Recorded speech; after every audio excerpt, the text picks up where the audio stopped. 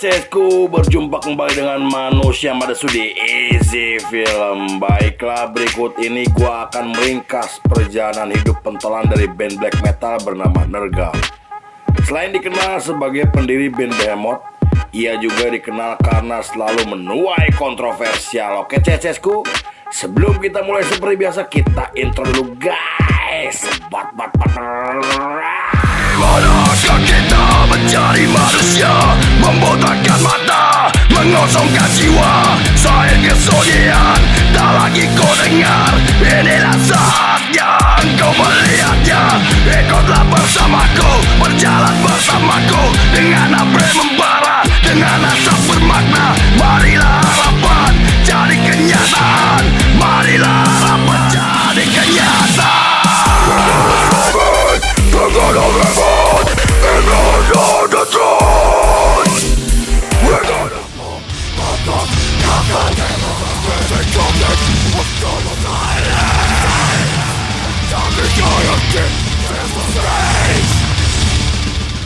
Scene dibuka oleh seorang pria bernama Adam Nergal Darsky atau yang lebih dikenal sebagai Nergal.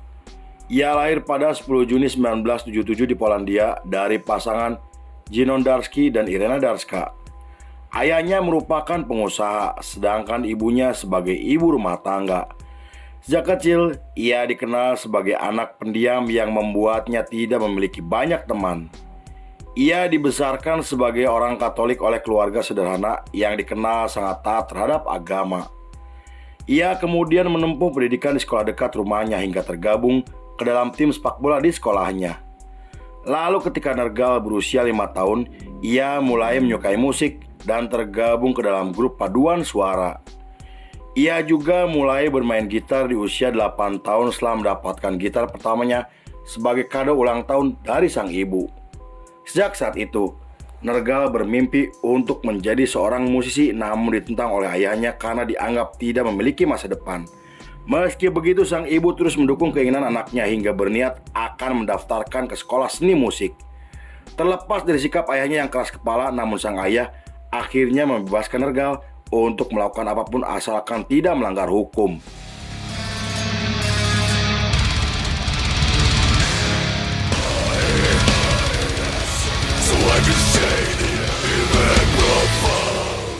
Beberapa tahun kemudian ketika Nergal masuk ke bangku SMA, ia bertemu dengan Adam Malinowski atau yang lebih dikenal sebagai Death Creator.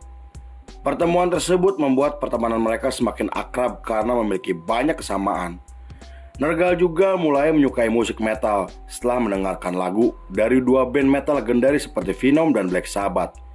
Bahkan Nergal sampai membaca buku satanisme karena terinspirasi oleh Hieronymus, pentolan dari band Mayhem. Menurut beberapa sumber, Hieronymus pernah mengaku jika dirinya sangat menentang individualisme, kasih sayang, kedamaian, kebahagiaan, kesenangan, dan ingin menyebarkan kebencian, kesedihan, kejahatan yang membuat Nergal sangat mengidolakan sosoknya. Pada awal 90-an, Nergal mulai terlibat dalam skena metal Polandia yang saat itu sedang populer di kalangan anak muda. Ia sering menghadiri acara komunitas yang membuatnya cukup dikenal hingga memiliki banyak teman. Meski saat itu Nergal masih remaja, namun ketertarikannya terhadap satanisme semakin membesar sampai pernah diusir dan dimasukkan ke sekolah Katolik karena ketahuan sedang membaca buku satanik. Hal itu bukan tanpa alasan karena orang tuanya dikenal sebagai orang yang taat terhadap agama dan sang ayah tidak ingin melihat anaknya memilih jalan sesat setelah membaca buku satanisme.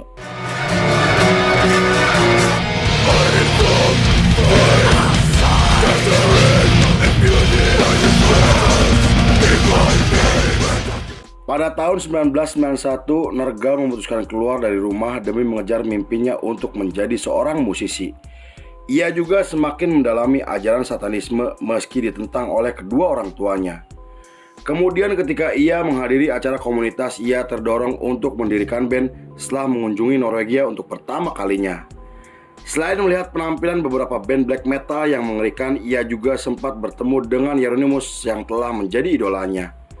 Lalu setelah ia kembali ke Polandia, Nergal mengajak kedua temannya mendirikan band black metal bernama Behemoth. Dan ia mulai menggunakan nama Nergal karena terinspirasi dari nama dewa Babilonia. Di periode tersebut, ia mulai menyebut dirinya sebagai seorang satanik teistik atau satanisme spiritualis. Ia menganggap jika setan dan iblis sebagai dewa karena ia percaya jika makhluk spiritual harus disembah atau dihormati. Selain itu, ia juga berencana ingin menjadikan Behemoth sebagai band yang paling dibenci di dunia, dan setelah Behemoth resmi terbentuk, mereka mulai melakukan sesi latihan hingga tampil di acara komunitas. Walaupun terbilang sebagai band baru, namun kemunculan mereka langsung menarik perhatian setelah merilis demo pertamanya. Kemudian mereka merilis demo keduanya di tahun 1993 yang membuat nama mereka semakin dikenal oleh banyak orang.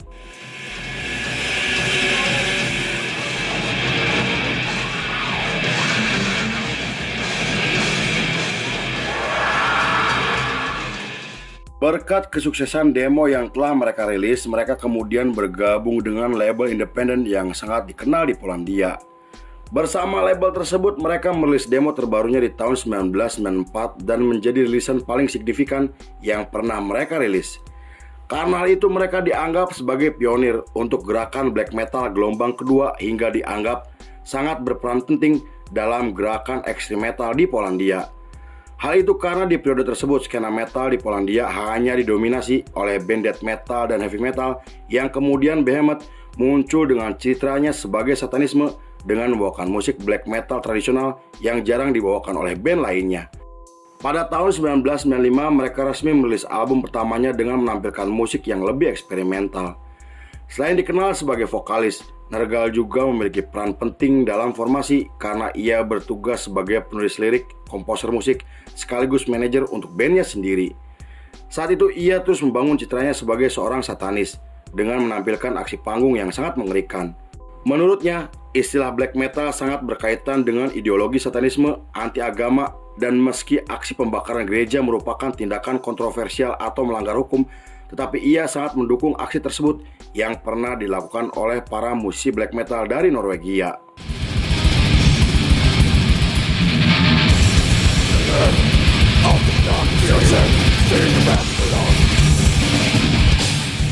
Pada tahun 1996 mereka menggelar tur Eropa setelah merilis album keduanya yang berhasil sukses secara komersial.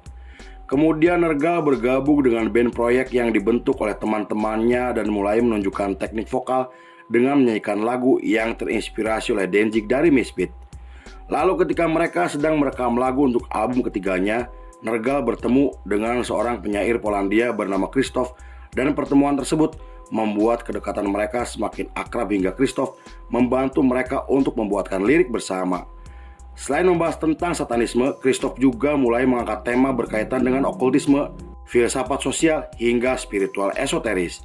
2 tahun kemudian, tepatnya di tahun 1998, album ketiga mereka akhirnya resmi dirilis dengan menampilkan musik ekstrim yang dikenal sebagai blackened death metal.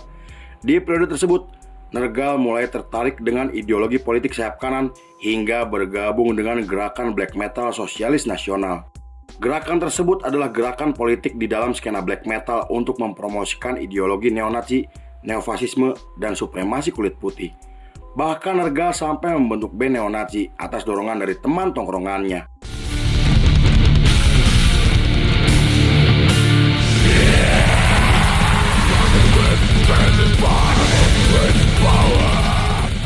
Di sisi lain, setelah Behemoth merilis album keempatnya di tahun 1999, Nergal memutuskan keluar dari band proyekannya karena ingin fokus dengan Behemoth. Selain itu, ia juga mulai menjauh dari gerakan black metal sosialis nasional yang membuatnya dicap sebagai pengkhianat oleh pemimpin dari gerakan tersebut. Sepanjang periode tersebut sampai tahun 2004, Nergal semakin konsisten bersama Behemoth dengan merilis 2 album yang semuanya berhasil sukses secara komersial. Setelah itu mereka menggelar tur ke beberapa negara hingga tampil di berbagai festival musik besar. Pada tahun 2007 ketika mereka akan menggelar tur nasional, pemerintahan memasukkan mereka ke dalam daftar sebagai band paling berbahaya di Polandia. Hal itu dipicu karena mereka diduga telah mempromosikan pembunuhan dan satanisme kepada anak muda di Polandia.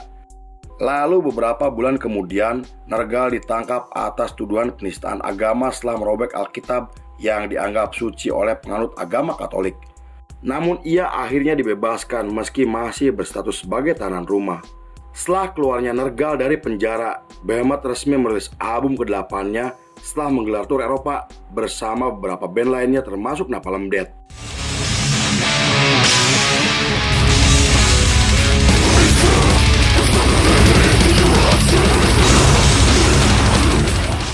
Pada tahun 2010, Nergal mulai menjalin hubungan dengan seorang penyanyi pop Polandia bernama Dorota atau yang lebih dikenal sebagai Doda.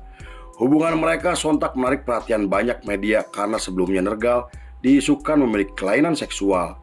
Saat itu ia digambarkan sebagai seorang gay namun dibantah oleh Nergal dan teman-temannya. Pada bulan Maret masih di tahun yang sama, Nergal mulai menjalani sidang atas kasus penistaan agama yang ia lakukan pada tahun 2007. Selama sidang, Nergal mengatakan jika ia tidak bermaksud menyinggung siapapun dan dirinya percaya bahwa kebebasan berbicara harus diutamakan tanpa memandang ras, suku, atau agama. Lalu setelah menjalani proses sidang yang cukup rumit, Nergal akhirnya dinyatakan bersalah dan jatuhi hukuman 2 tahun penjara. Tetapi karena Nergal didiagnosis menderita leukemia, pengadilan tinggi menangguhkan hukumannya sampai Nergal dinyatakan pulih dan diminta untuk wajib lapor. Pada tahun 2011, Nergal muncul sebagai pelatih di acara televisi yang sangat terkenal di Polandia. Hal itu membuatnya menerima banyak kritikan dari berbagai pihak yang terlibat dalam skena underground Polandia. Bahkan pada tahun 2012, Nergal semakin dibenci oleh para penggemarnya setelah menjadi model produk minuman dan kembali berteman dengan Rob Darken yang dikenal sebagai vokalis dari band black metal neo-Nazi.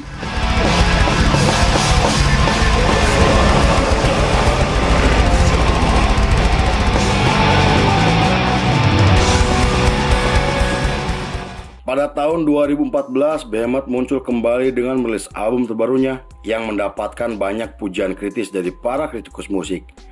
Mereka juga mengumumkan akan tampil di festival musik besar setelah Nergal dinyatakan sembuh dari penyakitnya. Sejak saat itu mereka mulai konsisten untuk menggelar pertunjukan demi membesarkan nama bandnya di kancah musik internasional. Kemudian Nergal kembali produktif di dunia musik dengan membentuk band proyek bersama 3 temannya. Band tersebut dikenal karena membawakan musik klasik seperti country, blues, dan folk. Bahkan setelah merilis album pertamanya di tahun 2017, mereka menggelar tur Amerika untuk pertama kalinya yang membuat Nergal mulai mengabaikan Behemoth. Pada tahun 2019, Nergal kembali membuat kontroversi setelah memposting foto dirinya sedang menginjak gambar Bunda Maria. Hal itu membuatnya dilaporkan atas penistaan agama hingga harus berurusan dengan pengadilan pemerintahan Polandia. Ia juga dikecam oleh masyarakat Polandia karena telah menyinggung perasaan umat Kristen di seluruh dunia dan diboikot di beberapa negara seperti Irlandia, Rusia, dan Italia.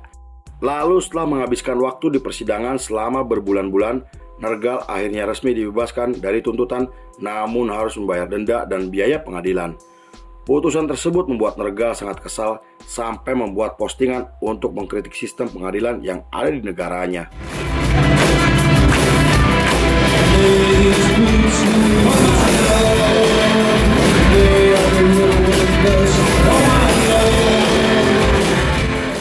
Pada tahun 2021, Nergal mengumumkan jika Behemoth sedang mengerjakan materi baru untuk album ke-12-nya dan berencana akan menggelar tur dunia untuk merayakan ulang tahun bandnya yang ke-30 tahun.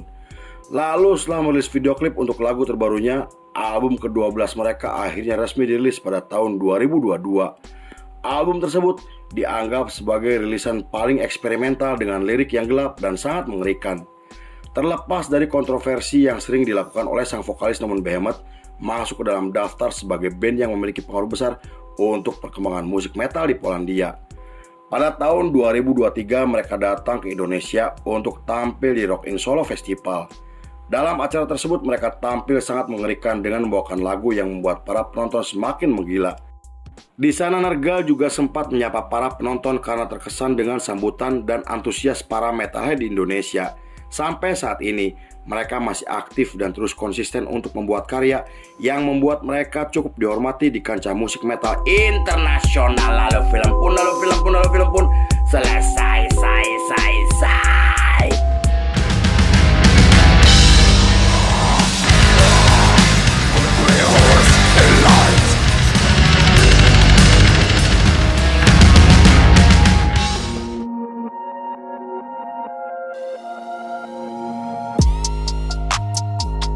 Jika metal dianggap musik setan, maka setan memiliki selera musik yang sangat bagus. by Tukang Cuangki. Oke CSCS-ku, terima kasih sudah menyaksikan ringkasan ini gak selesai. Saya beserta jajaran Beranda Malam kembali pamit undur diri, sampai jumpa di episode berikutnya. Bye bye.